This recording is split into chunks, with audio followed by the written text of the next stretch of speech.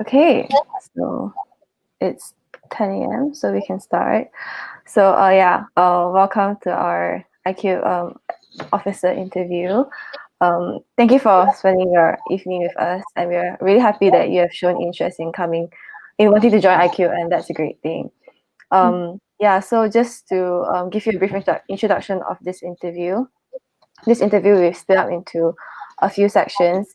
It's just for us to get to know you better and for you to get to know us better so that you know that iCube is the right place for you to join. And so we have a few general questions and a few departmental questions that you have chosen. So just to confirm, you chose project and events and as your first choice and external license as your second choice, right? Yeah. Okay, cool. Yeah, so we'll just run through some of those questions and then you can ask us questions at the end if you want. All right, just introduction of myself and Brian. So I'm Samantha. I'm the global head of business for IQ International. And Brian, do you want to introduce yourself? Hi, I'm the SSF director for UK side, and I'm currently studying accounting finance at the London School of Economics. Cool. Okay. Now, yes, Sarah, you can tell us more about yourself, your background, your experiences, and anything that you believe is relevant for us to know.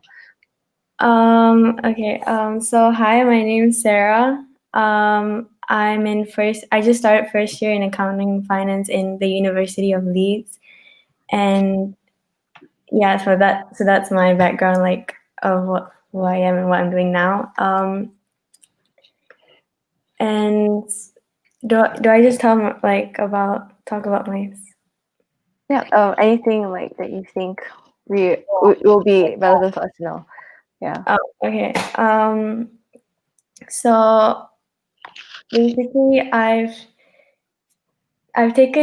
haven't really done anything major, so I think iCube is one of the most major things that I'm doing right now. Like something that I'm going out, like something more challenging than before, because I didn't do A levels. Straight after IGCSEs, I actually went to foundation, so that was definitely a bit different from everyone else. I assume. So I don't really have a background of having a 2 years of fully studying and also joining different societies, as you might say, because foundation is only 1 year and it's limited and you don't have enough time to do anything except for focusing on foundation. So that was a bit tricky, but I did like in high school I did take up roles. So I was a prefect in high school, and I also was in Interact Club. So I don't know if you guys know what Interact Club is, but it's so every school in Malaysia, they have an Interact Club. So it unites all schools to be to have a very friendly community and to connect each school together. And I feel like being a prefect has really helped me to be a role model and to discipline everyone and to make sure every student has a friendly environment. And whereas being in Interact Club helped me contribute to the community, and it was just both of it just helped me grow as a person, and that was what I really wanted to do. And right now I feel like IQ is something that I can challenge, that could help me outside and also in the real world in the future. And so yeah, I think that's all for my background. Yeah. Okay, yeah, that's cool. Thanks so much for letting us know. So I just wanted to ask, like, why do you want this role and why did you apply actually to be an associate? So I just want to know, like, what are your goals / motivation when you're thinking of applying to IQ? Okay. So a bit of a background before to why I chose IQ, or how I got to know it, is because 2 years ago my brother was actually part of IQ, and just seeing him come back every day after an event, it was kind of very reward. It was kind of like I felt very proud of him, and because I know him as a person, and I'm alike like him, so I feel like him as that person and me being the same as him, I feel like him feeling rewarded after coming home. I feel like I really want to feel that kind of feeling, once I get back. And yeah, for that, so that's just the background. So 2 years later now, I have the chance to join IQ. And firstly, so before I joined, so before this in foundation, I was actually part of a business research project module, and that really helped me find out my strengths and weaknesses. And I found out that my weakness is one of it is communication and also problem solving as a group. And I wouldn't say I was bad at it, but I feel like I could have been better to help out my group. So I feel like so I've chosen business department as my first, and I feel like that will really help because I know it's mostly a majority of group work and teamwork, and it's really problem solving amongst other people and peers. So I feel like that will really help me with communication, and just I really want to help out with hosting events, and and it can benefit me and both like students in the UK. So yeah, that's why I decided to join, just to help out both ways, benefit myself and also students. Yeah. Yeah, okay, that's Yeah, that's a good answer. Good job. Yeah, I mean, it's great to hear that you want to like contribute to the community as well, because that's essentially what we do in IQ as well. So yeah, I mean, like I asked this question because I just want to know, like, as the IQ community, we also want to ensure that, we also help you achieve your own goals. So yeah, it's good to know that you want to work on stuff and improve yourself, which is great. yeah. Yeah. So the next question is what other external commitments do you have besides like your studies for the next coming year, and how much are you willing to commit as an IQ officer? So when I ask you how much, you can like give me a rough gauge of like number of hours per week. So yeah, so just a rough estimate will be good. Yeah. Okay. So outside, so during the COVID season right now, I can't really do anything much, especially it being locked down. So I can't really do any work experiences. So right now, not really anything. I'm just starting off with first year of uni and seeing how it goes from there. But hopefully, yeah, in the summer, I will be committing to a first year internship in a accounting firm. So that's hopefully settled after this. But being committed into IQ, I feel like during the day, probably I would be committed around 4 hours, around that, because obviously right now I would have lectures at night and I have to do homework probably at night, late at night, or next morning. So the only time I would roughly have would probably be in the afternoon, and I think that's enough that's a good scheduling for me right now in KL. But if I were to go back to the UK, I think from what I imagine, I think I would have time in between classes because I would have to be in the university hall itself or library. And with all that leisure time, I think I'll be able to do iCube's work. Yeah, iCube's task and work. Okay. Yeah, I mean, I think 4 to 5 hours is a good gauge as well. Yeah. Yeah, okay. So my last question for this section is if you were to explain what iCube does to someone who has never ever heard of iCube before, how would you say it? And like so you can tell like what do we do, what's our vision, our mission, and stuff like that. Yeah. Okay.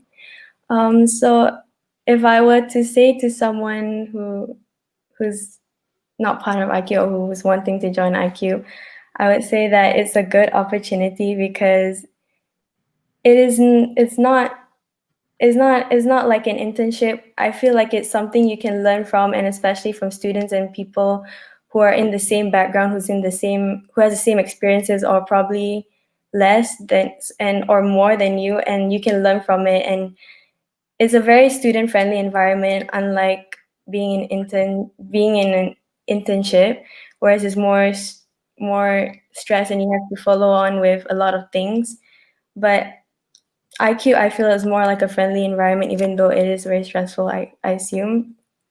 But yeah, and your mission and objectives is definitely very straightforward, and I feel like anyone who wants to pursue a business degree or just anything or just want to know anything about business, the business side of industry, I feel like is already this. I feel like IQ really sets their goals straight for like your mission IQ, impact, impact. Hmm?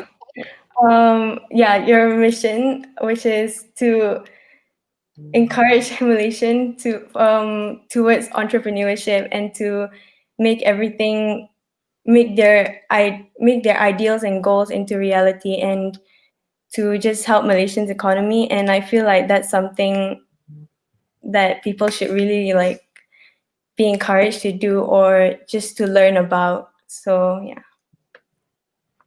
Oh yeah, okay, I think you are rather spot on like what iCube does. So just to like reiterate what you say. So basically what we do is we try to foster entrepreneurship mindset in like Malaysian students or globally, like in the UK and in USA, in Australia, and Malaysia itself. And yeah, I think as what like from what you say, like, oh, how it's a very friendly and approachable student environment.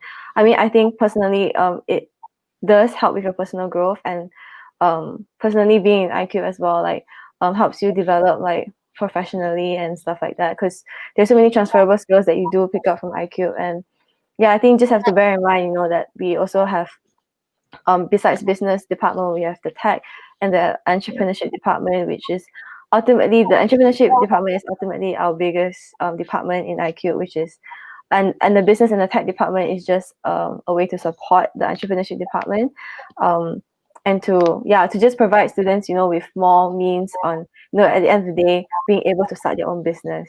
So I think yeah, it's just more of the technical side of IQ. Yeah, so anyways, good job on the first part. I think I'll pass it on to Brian now, like he'll go on to the next part of the interview. Thank you. Hi, Sarah. So, just to give you a bit of a brief outlook, that last year during my first year as I joined as an officer, I actually went on to do EL. So, although I'm SSF now, so I will still give a bit of a brief description about how EL does things, and of course, I will need to know you a bit better in order to assess you. So, what EL does generally is to seek for sponsorship, right, and try to get people to be more interested in iCube. And basically, we are like the salesperson for iCube.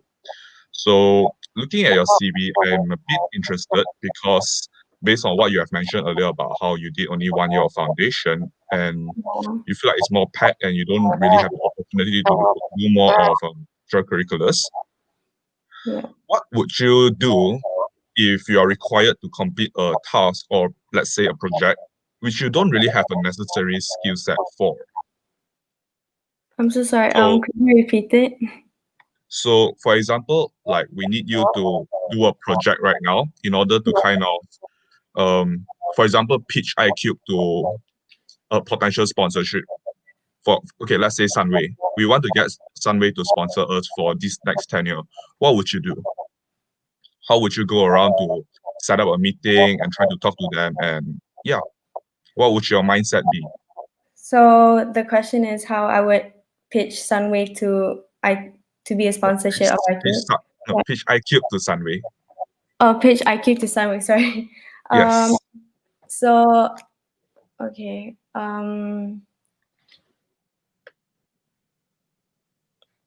Okay. So firstly, I think the first thing I would do is email Sunway through um, IQ's platform and IQ's email. And then after that, I would set their objectives, their mission, and why their objectives, mission, and why IQ is why IQ is a is there organization that needs to be looked at or needs to be aware of from students, and just give reasons why it's an opportunity for students to join this organization, and just advantages and disadvantages. And hopefully if they reply, and after that I would probably ask if they're willing to be a sponsor or of IQ, and email them and basically wait for a reply, hopefully. And yeah, wait, is that the first? Yeah, it's quite a good path to seek for sponsorship because that's generally what we do. But okay, you say that we should wait for reply. What if, well, Sunway is a really big company in Malaysia. What if they don't reply? What would you do?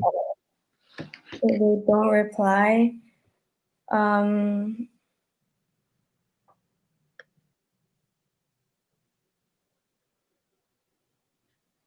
if they don't reply, I'll probably promote it. I probably won't reply. Probably won't send back an email because I feel like that would be considered as spamming if I'm not really sure in this kind of organization or industry. I'm not really sure how it works, but I assume that's kind of like spamming, and I don't think organizations or Sunway would really like it if that happened. But I think I would promote. I think I would promote IQ's organization on social media on platforms, or just encourage students in Sunway to join the organization. So if Sunway students are more into IQ's is more looks in more into IQ's organization, or is more aware of it, probably Sun one of Sunway students who is part of IQ could how do I say could represent as a member to and go up front to Sunway by emailing them through their Sunway email, or probably go to a department or a society department that isn't, or go to an office that is part of this, that is in charge of societies, or just the head of office, and tell them about IQ and set a meeting. So probably if they don't reply, I would suggest like um hopefully suggest wait, hopefully suggest promoting it to Sunway students through other platforms. So at least we can get one representative of Sunway, and then hopefully from there, Sunway will be more aware. Yeah. This sounds more like a long-term goal because it takes time to promote our organization to schools and try to get a representative. Is there a faster method for that? Let's say we don't want to go through the hassle of, I mean, yeah, we still need to go through the hassle of setting Yeah. up a platform, but is there a faster way to just go directly to maybe either cold emailings or through LinkedIn, or do you have any other alternative solutions rather than Mm, spending too much of our time, and there is a risk that it may not even work out at the end of the day. yeah.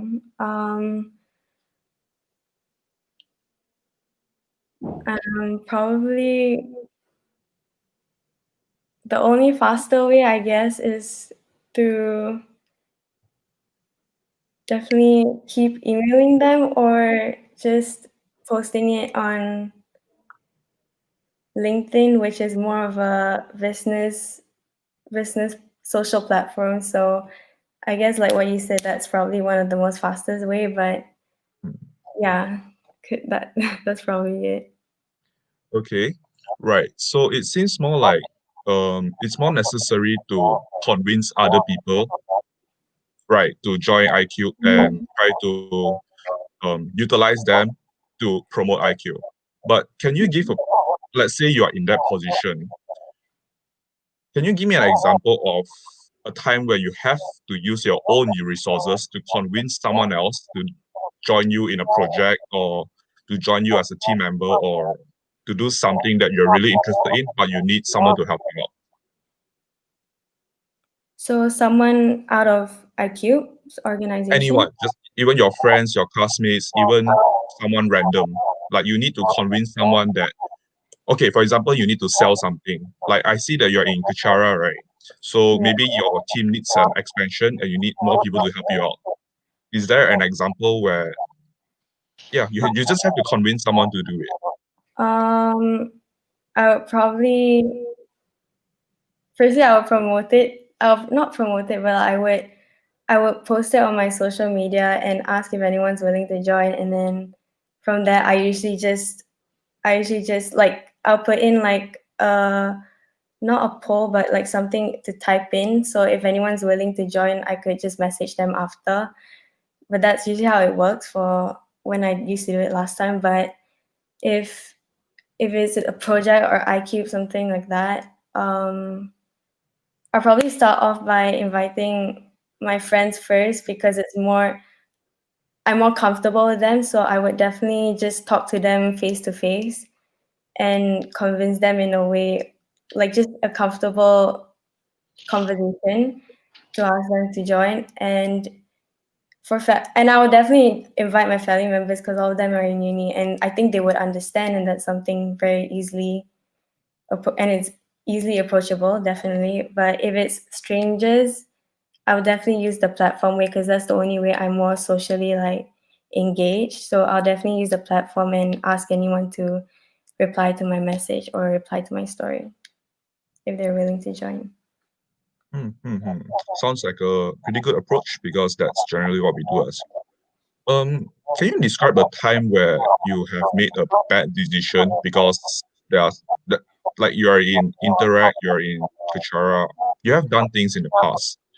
Can you describe where a time you made a bad decision or a mistake and what was the consequences? How do you deal with it? And of course, if you have a chance, how would you change the situation around? Okay. Um,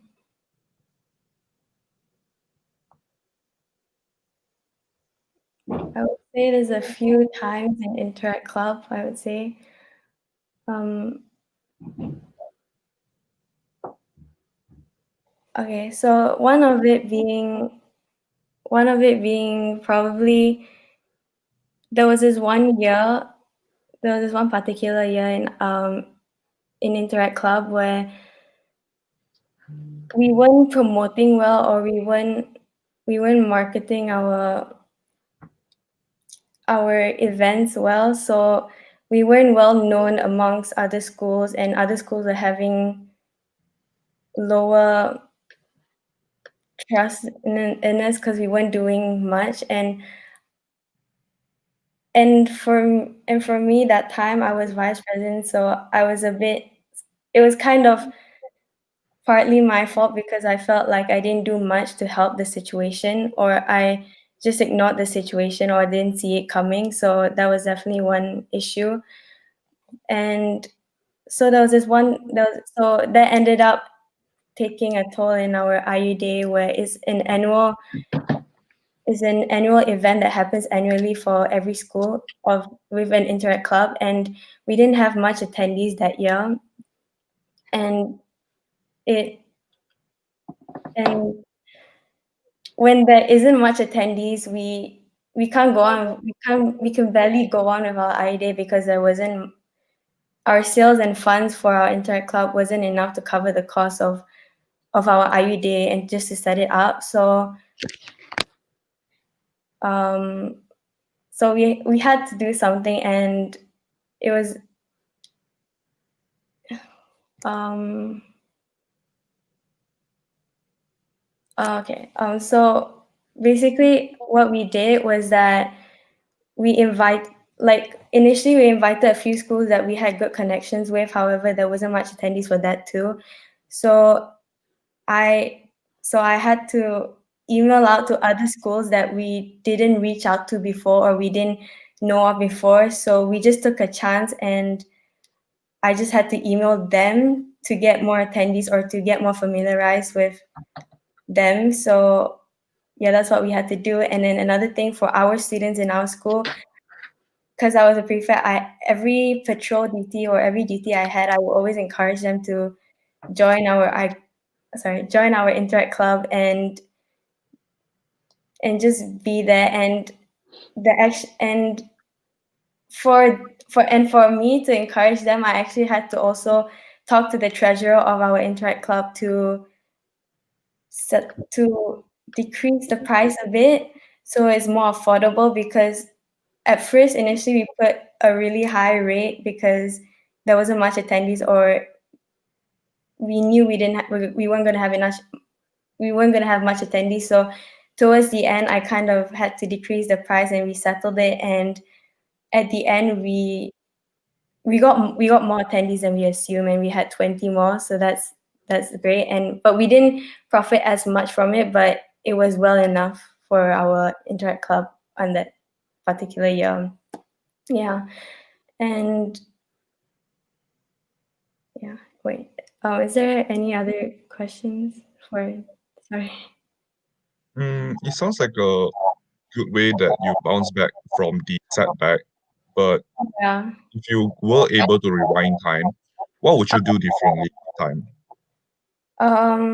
So if I were to rewind it back to the beginning of the year, I'll probably host more events or collaborate with other schools, because at that time our interact club wasn't much, so I felt like we didn't have enough people to actually collaborate with other schools. So I feel like, but I realized that it didn't really matter as long as we cooperated well as a small group. So I felt like I should have just collaborated along with other schools to host events, or I felt like I could have promoted it more on our social media, because it wasn't really going well, and I should have just, instead of giving up, sort of, I should have just went on with it, because of my doubts of being a small group. I felt like we didn't have a chance, but thinking about it now, we actually did, and it didn't really matter. And I realized at the end of the day, it was a really strong group after Interact Club, because we tried our best with IU Day. And yeah, I felt so basically for me, I think it's to not think twice, or to not have doubts and just go with it. Yeah. Right. I'm quite happy with your answer actually, Thank because you have the ability to approach people and you're quite outspoken. So let's say instead of Interact Club, this time it's IQ. I need you to pitch IQ to sponsorship. Let's use back Sunway again for an example. Like I say, Sunway is a very big company, and recently they have started divesting into entrepreneurship and um ecosystems and green finance kind of things. So do you see any strong Sorry, give me points from time. IQ which are able to align with Sunway's goals and get them to be on board with our mission and vision? So can you walk us through your thought process of if Sunway agrees to a meeting, how would you pitch IQ to them? How would I pitch back into them? Okay. Hmm. Um,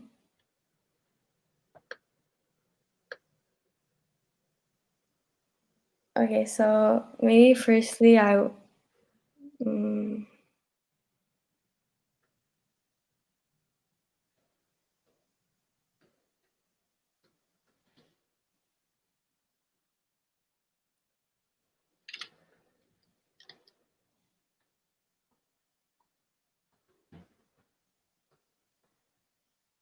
okay. Um,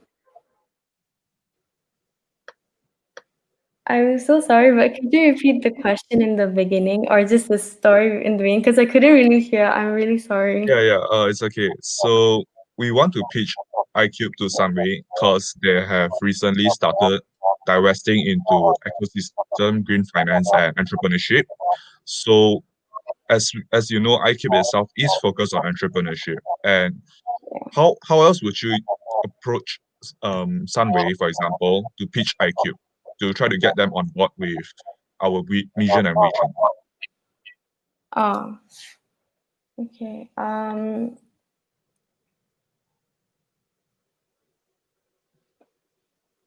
Okay, so I would definitely attract them by, so basically you guys have an event called Chipta, right? And that's one of the main events.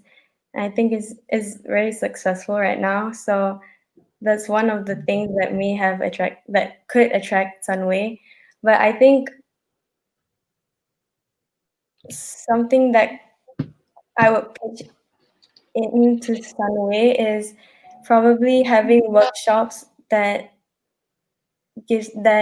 help students with business or entrepreneurship skills in a more friendlier approach, but also a serious but is also serious in a way. So it's something that students are wouldn't be scared of joining or wouldn't be bored of joining, because obviously talks can be a bit daunting like after a few hours. So but like I feel like if we had workshops, like more workshops on business skills and entrepreneurship, and just having it different weeks, I think would be very would be a good a useful thing for students. And I feel like Sunway is is a school obviously, so it's more student based, but they have a lot of students. And if if Sunway sees the goals and objectives of iCube and just sees the workshop they bring out and also the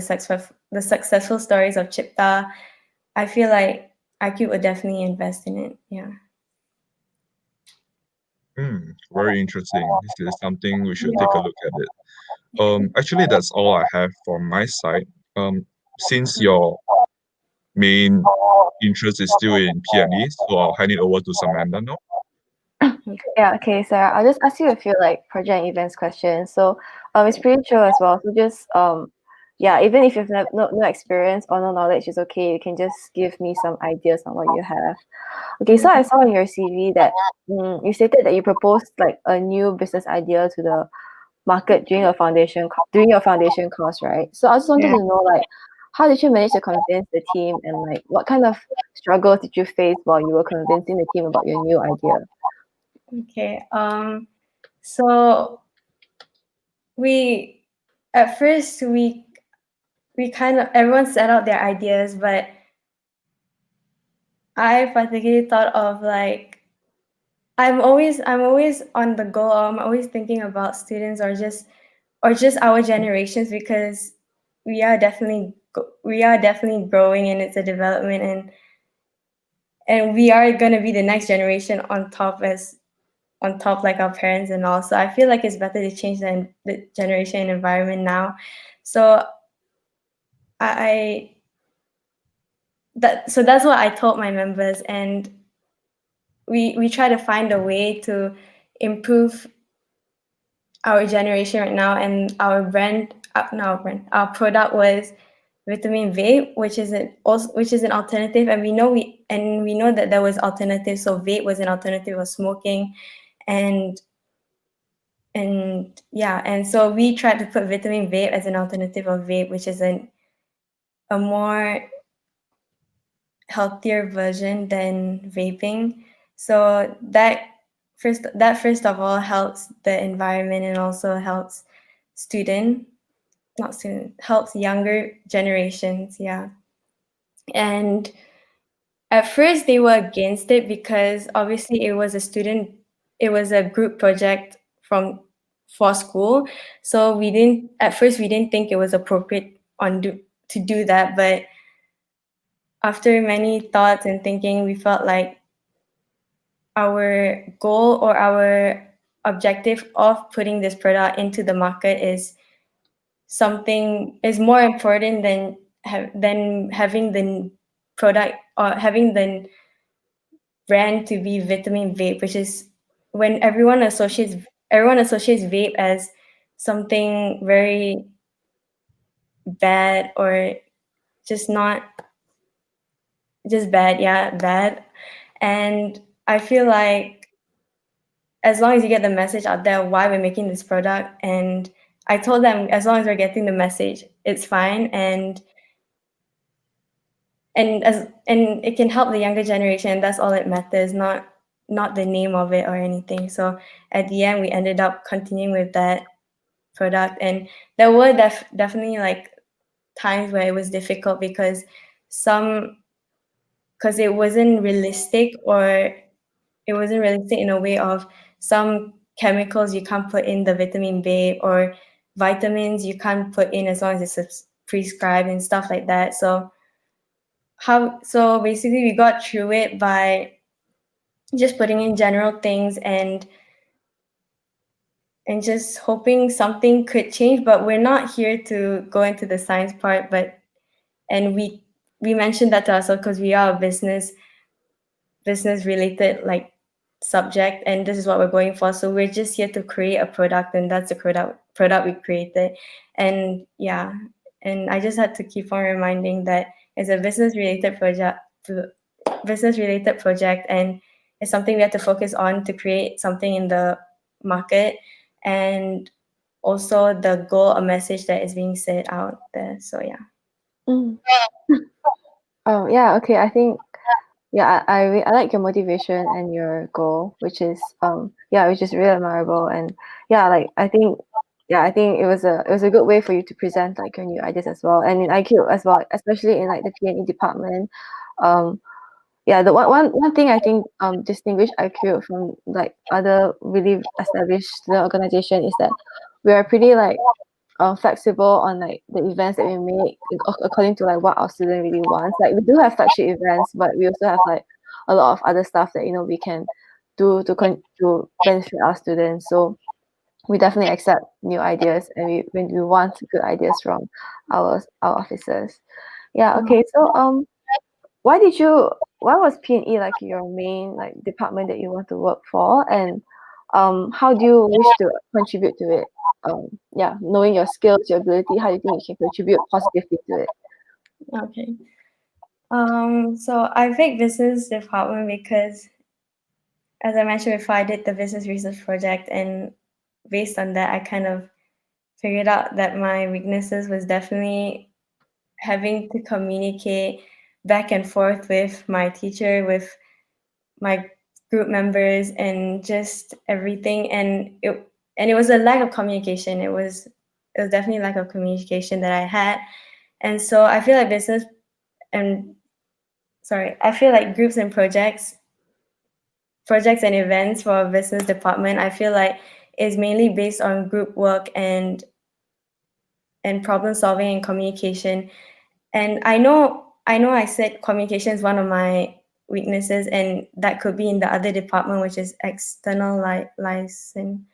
Yeah.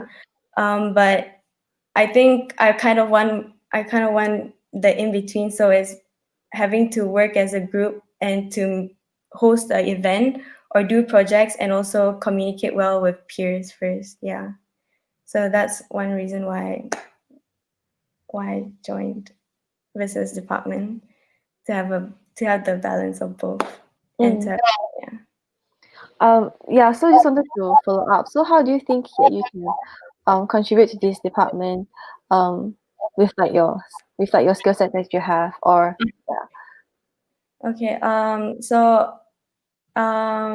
When every time when I give something of like I feel like one of my strengths is project scheduling and also research and analysis. Because from before project scheduling, I always tend to get project like work done before the deadline, and I will always schedule everything weeks before, because I really don't like the anxiety or like the fear of not having it finished or not disappointing anyone. So that's something I always put myself into, project scheduling. And research and analysis, I definitely like to research stuff before I put it as the main thing, or just the main, or something that I want to talk about, because as I said before, I don't want to doubt anyone, I don't want to disappoint anyone. So that's something I always do before I say it out or speak it out. So yeah, I would definitely do research and analysis because if I'm having doubts about my ideas, I would definitely research and analyze. So yeah. Mm. Okay. Yeah, that's good. Yeah, one last question for the P&E department. So, yeah, as you said, like we are like a strong team and like we work together as a team, right? So, what would you do if one of your fellow members is not actually doing his or her job properly?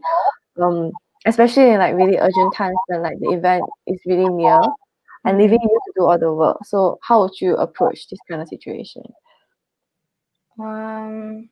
So firstly, I would definitely talk to them in person, and but if I wasn't the leader or anything, I would definitely go out to my leader, like go out to the leader or the project leader, and invite them to talk together with me, with to the person, because I know that myself, based on previous experiences, I feel like people would not. Based on previous experiences, I realize that a lot of people do not focus, like, do not do not listen does not listen to other group members except for leaders or someone higher up. So I'll definitely bring someone to talk with, and no, I'll definitely bring the leader to talk with me and to the other group member, because I could state like what job has not been done or anything that the group leader does not know. So I'll definitely like tell them the specifics of what they haven't done, just just yeah, just anything they haven't done, or yeah.